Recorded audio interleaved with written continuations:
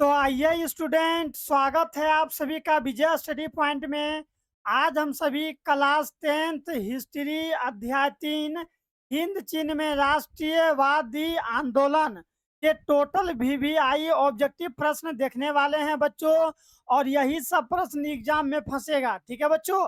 अगर आप इतना ऑब्जेक्टिव प्रश्न कर लेते हैं तो मेरा आपसे वादा है कि एक भी नंबर आपको, खासकर अध्याय 3 से एक भी नंबर आप लोगों का नहीं कटेगा। इसलिए बहुत ही अच्छा से वीडियो को देखिए और चैनल को सब्सक्राइब कर लीजिए प्यारे बच्चों। अगर आपने अभी तक मेरा बाकी के वीडियोस नहीं देखे हैं तो जाइए प्लेलिस्ट में, सारा का सारा वीडियो पड़ा हुआ है, देखिए। नहीं तो डिस्क्रिप्शन चेक कीजिए, वहां पर मैं प्लेलिस्ट का लिंक दे देता हूं बच्चों। प्लेलिस्ट का लिंक दिया हूं, जाइए और जाके देखिए। और सभी के सभी प्रश्न इंपॉर्टेंट है, और मैं जितना भी प्रश्न कराता हूँ सभी के सभी प्रश्न हाईलाइटेड प्रश्न होते हैं बच्चों, ठीक है बच्चों। तो आइए बिना लेट किए हुए हम लोग स्टार्ट करते हैं पहला प्रश्न से।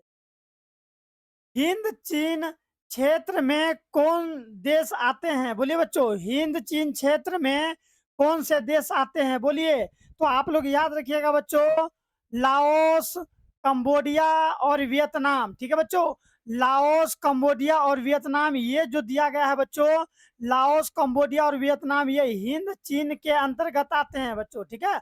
अगर कोई आपसे पूछेगा कि हिंद चीन क्षेत्र कौन कौन सा है, तो लाओस, कंबोडिया और वियतनाम बोलिएगा बच्चों। मैं ऐसे याद किया हूँ इसको, लाओस, कंबोडिया और वियतनाम, ठीक है। आप इसको जैसे चाहें वैसे याद कर सकते हैं, बहुत इंपॉर्टेंट प्रश्न है बच्चों, ठीक है। इसीलिए इसको बार बार मैं बोल रहा हूँ कि हिंद चीन क्षेत्र में कौन से देश आते हैं बच्चों, तो लाओस, कंबोडिया और Vietnam, C is the right answer, ठीक है। ये दो नंबर देखते हैं, बहुत इंपॉर्टेंट प्रश्न है बच्चों। अगर आप इतना कर लेते हैं तो आपको कहीं भी जाने की आवश्यकता नहीं होगी। जल्दी जल्दी वीडियो को लाइक कर दें।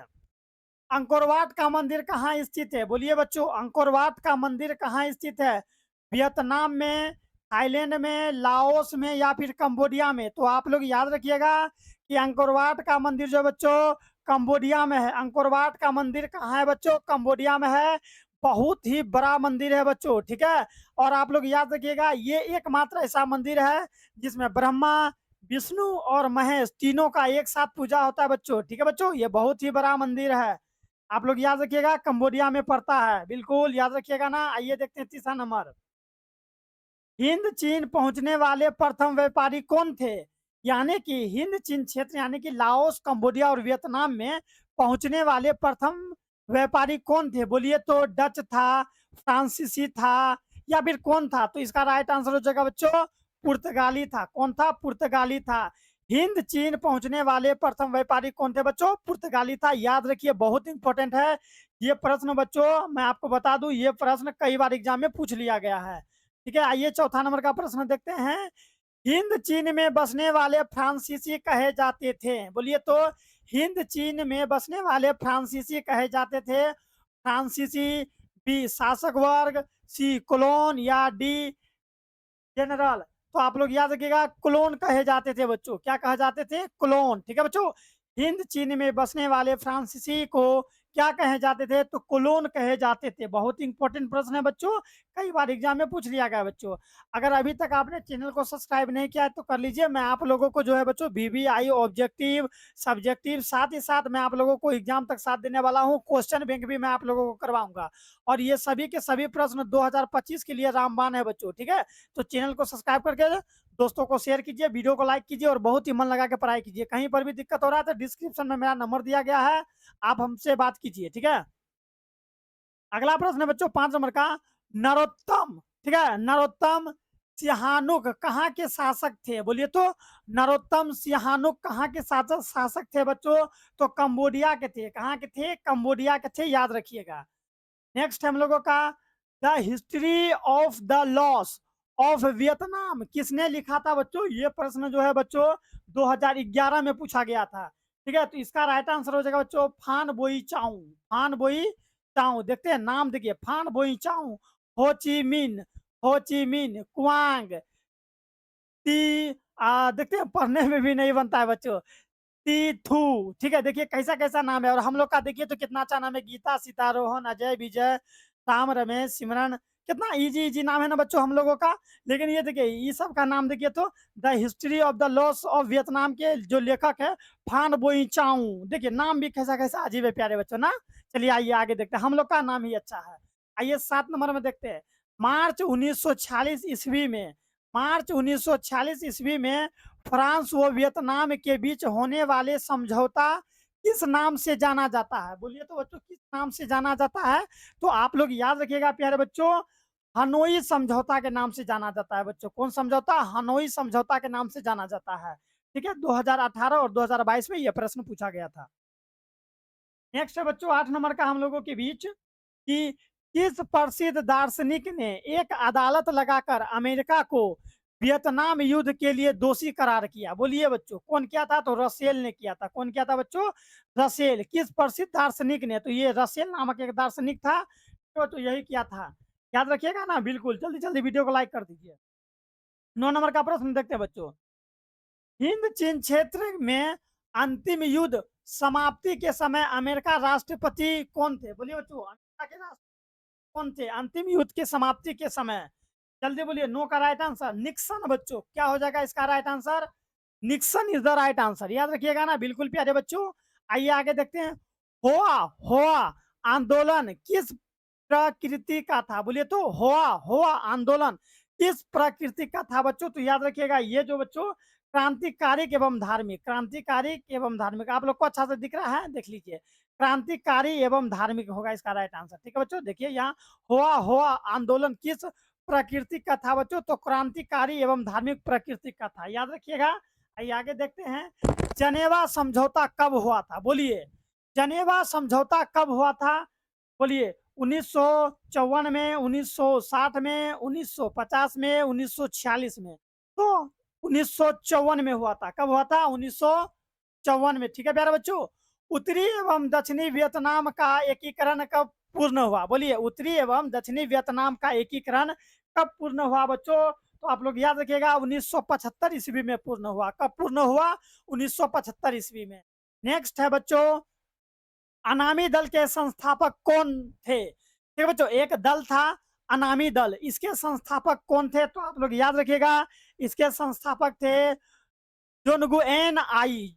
ठीक है बच्चों, जोनगु एन आई था अनामी दल के संस्थापक। जोनगु एन आई याद रखिएगा ना, बिल्कुल। आइए आगे देखते हैं बच्चों। दियन वियन देखते हैं, नाम देखिए बच्चों कैसा कैसा नाम है। दियन वियन फू के युद्ध में, ठीक है बच्चों, दियन वियन फू के युद्ध में कौन बुरी तरह हार गया? ठीक है बच्चों, ये एक युद्ध था। ठीक है, दियन वियन फू के युद्ध में कौन बुरी तरह हार गया था बच्चों? बोलिए पुर्तगाली, फ्रांस, कंबोडिया या फिर अमेरिका? तो आप लोग याद रखिएगा इसका राइट आंसर हो जाएगा बच्चों फ्रांस हार गया था। कौन हार गया था बच्चों? फ्रांस हार गया था। अगर आप, ठीक है बच्चों, अगर आप पीडीएफ लेना चाहते हैं तो डिस्क्रिप्शन में जाइए, लिंक दिया गया है, वहां से पीडीएफ डाउनलोड कर लीजिए। नहीं तो मेरा नंबर दिया गया है, आप हमको फोन कीजिए, मैं आपको पीडीएफ प्रोवाइड करवाऊंगा, वो भी फ्री पीडीएफ। ठीक है, नेक्स्ट देखते हैं क्या है। क्रांतिकारी संगठन, क्रांतिकारी संगठन दुई तान हुई के नेता कौन थे? बोलिए बच्चों, नाम सब देखिए प्यारे बच्चों कैसा कैसा है ना। इससे अच्छा तो मेरे अंदाज से आपका नाम अच्छा होगा। आप अपना नाम क्या है कमेंट में बोलिए, तो देखते हैं आपका कितना अच्छा नाम है। ठीक है बच्चों, तो क्रांतिकारी संगठन दुई दान हुई के नेता कौन थे? बोलिए तो कुआंग दे। क्या गजब गजब नाम देखने को मिलता है बच्चों, कुआंग दे। ठीक है, और बच्चों अध्याय 3 से ऑब्जेक्टिव और सब्जेक्टिव बहुत ही जो है कि ज्यादा नंबर से पूछा जाता है, खासकर हिस्ट्री में, इसलिए इसको बहुत ही अच्छा से आप लोग पढ़िए। ठीक है, मैं आपको सब्जेक्टिव भी प्रोवाइड करवाऊंगा, चैनल को सब्सक्राइब करके रखिए। 16 नंबर का प्रश्न है बच्चों, जापान ने हिंद चीन पर कब अधिकार जमा लिया? बोलिए जापान ने हिंद चीन पर कब अधिकार जमा लिया बच्चों? तो 1940 में जमा लिया। कब जमा लिया प्यारे बच्चों? 1940 में। नेक्स्ट है बच्चों, स्कॉलर्स विद्रोह कब हुआ? बोलिए तो स्कॉलर्स विद्रोह कब हुआ था बच्चों? तो याद रखिएगा 1866 67 68, 1868 में हुआ था बच्चों। इसको पढ़ेंगे 1868 68। ठीक है, नेक्स्ट है वियतनाम में टोकिन फ्री स्कूल की स्थापना कब हुई थी? बोलिए तो वियतनाम में टोकन फ्री स्कूल की स्थापना कब हुई थी प्यारे बच्चों? तो 1907 में हुई थी। कब हुई थी? 1907 में। और बच्चों मैं आप लोगों को एक चीज बता दूं, खासकर हिस्ट्री के एग्जाम में बच्चों, हिस्ट्री के एग्जाम में डेट बहुत पूछा जाता है। डेट हो गया ना, डेट से प्रश्न ज्यादा रहता है, इसीलिए डेट सब याद करके रखिएगा। जैसे कि देखिए यहाँ पर डेट पूछा है ना, और यहाँ पर भी देखिए बार बार डेट ही पूछ रहा है, और इधर भी मैंने कहा देखिए लगातार 3 दिन प्रश्न डेट का है, तो डेट सबको मायने में रखिएगा, ठीक है। आइए आगे देखते हैं। अंकोरवाट के मंदिर का निर्माण किस शासक के द्वारा करवाया गया था? तो आप लोग याद रखिएगा, सूर्यवंशम द्वितीय के द्वारा। पता है बच्चों, सूर्यवंशम द्वितीय का ऐसा मानना था कि जो मंदिर का निर्माण करा लेगा ना वो कभी नहीं मरेगा, अमर हो जाएगा। बोलिए बच्चों, ऐसा संभव है?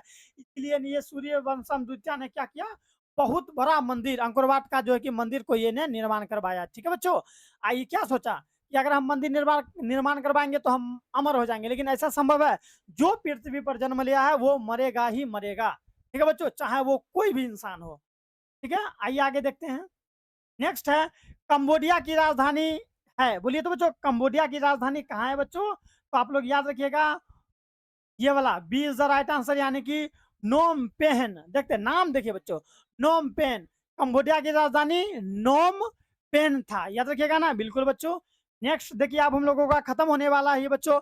इस अध्याय में मैंने टोटल 22 प्रश्न को निचोड़ के निकाला है, जो कि एग्जाम के लिए बहुत इंपॉर्टेंट है। ठीक है बच्चों, पूरा निचोड़ा हुआ प्रश्न है, इतना कर लेते हैं तो मानिए आपका जो है कि कटेगा नहीं। ठीक है, मार्क्स कटने वाला नहीं है। नेक्स्ट है, बाओदाई की सरकार कहाँ थी? बोलिए, बाओदाई की सरकार कहाँ थी?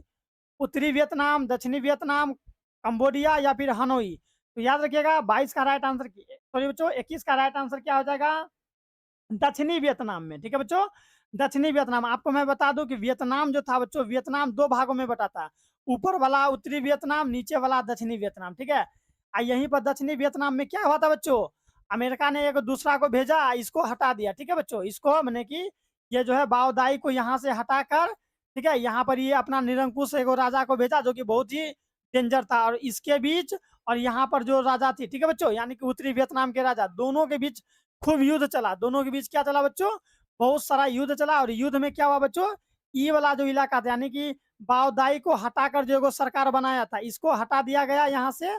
और यहाँ वाला राजा जो है कि यहाँ पर भी अधिकार करने लगा। ठीक है, पूरा क्षेत्र किसका हो गया बच्चों? तो उत्तरी वियतनाम का हो गया। ये उत्तरी वियतनाम, दक्षिणी वियतनाम। ठीक है बच्चों, तब जाकर अमेरिका को बहुत गुस्सा भर गया था। बीच में एक मार्ग मार्ग भी था, ठीक है, हो चीन मार्ग के नाम से इसको जानते, बीच में एक मार्ग था। ठीक है बच्चों, आपको हम पढ़ाएंगे बच्चों, ठीक है। और चैनल को सब्सक्राइब करके रखिएगा, तब ना मान लीजिए कि सब्जेक्टिव प्रश्न भी बताएंगे तो वहां पर आप लोगों को समझा देंगे। क्या, ये आगे देखते हैं।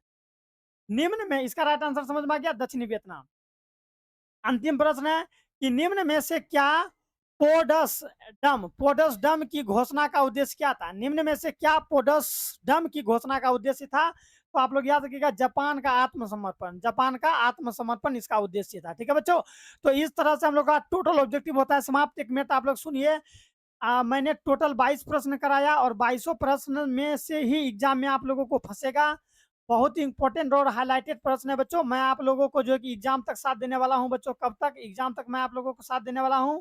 मैं आप लोगों को क्वेश्चन बैंक भी करवाऊंगा, साथ ही साथ सब्जेक्टिव, ऑब्जेक्टिव, हिंदी, संस्कृत, सभी का ऑब्जेक्टिव मैं जो दूंगा। और प्लेलिस्ट में काफी वीडियो पड़ा भी है, तो जाइए देखिए।